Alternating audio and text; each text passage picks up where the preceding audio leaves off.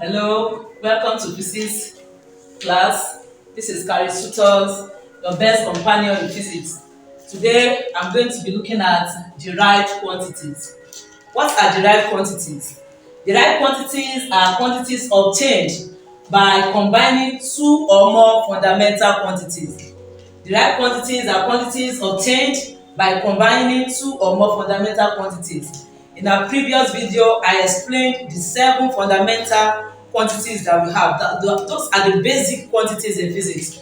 But in this class, we are going to be looking at the derived quantities. And the first one I'm going to be explaining is what you already know from your primary school. Now you are in physics class. Number one thing, that's area.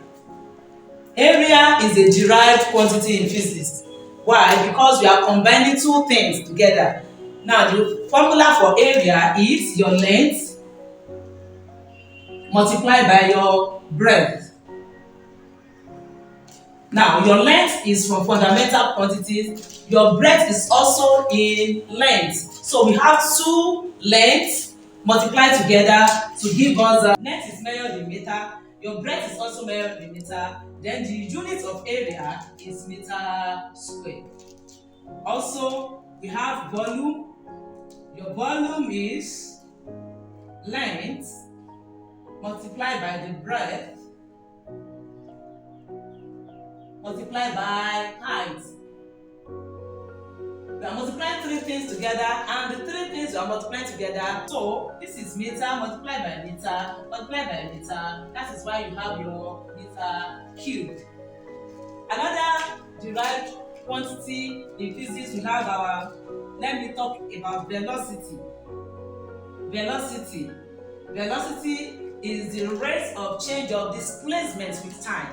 Velocity is displacement over time. Displacement is distance in specified direction, while time is also from fundamental quantity. So we have displacement is measured in meter, which is meter, and our time is measured in seconds, which is over s. So the unit of velocity is meter per second. Then we have acceleration. Acceleration is velocity over time. Velocity over time.